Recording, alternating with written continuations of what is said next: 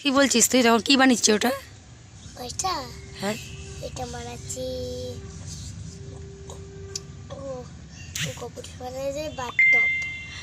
Gopu সোনাদের bathtub? হ্যাঁ গোপু সোনার মধ্যে বাথটবে চান করবে? তা বাথটবটা দেখি নিয়ে আয়, জলের কি বানিয়েছি ওটা দিয়ে।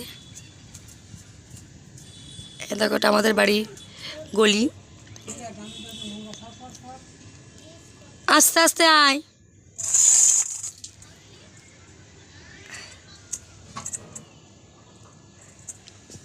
ওই যে কি আনছে ওই দেখো, আয় নিয়ে আয় দেখি।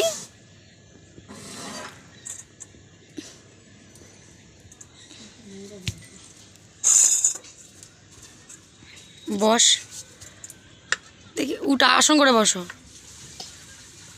আর ঠিক করো, যে জামাটা ইয়ে করো, ঠিক করো জামাটা, ঠিক করো জামাটা, ঠিক করো শোনা, জামাটা নাবিয়ে নাও। হ্যাঁ এবার দেখি এটা কি, এটা তো শাকের ঝোল। শাকের ঝোল বানিয়েছিস? না, এটা কি তাহলে? গোপুদের সোনাদের কিট বানাচ্ছি। গোপু সোনাদের জন্যে কি বানাচ্ছ গোপু সোনার জন্য? এই যে এগুলো, এই এগুলো? পালং শাক এগুলো। পালং শাক খাবে গোপু সোনারা? হ্যাঁ, এই জন্য আজকে খিচুড়ি রান্না হবে। পাপড়টা ফেটে দেবো আমাকে। ও এটা পালং শাকের তরকারি। এখানে ফেললি কেন? এখানে তো ফেলিস না, পরিষ্কার উঠোনে জল ফেলিস না। তাহলে পাঁপড় ভাজা আর এই তরকারি খাবে। এটা আবার কি বেরিয়েলো? এইটা ঠাকুরের জন্য নাশপাতি।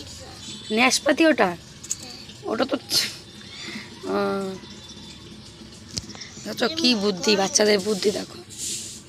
ওটা ঘর মুছছিস তো? জল খাতে ভালো লাগে? হ্যাঁ ভালো লাগে। তাই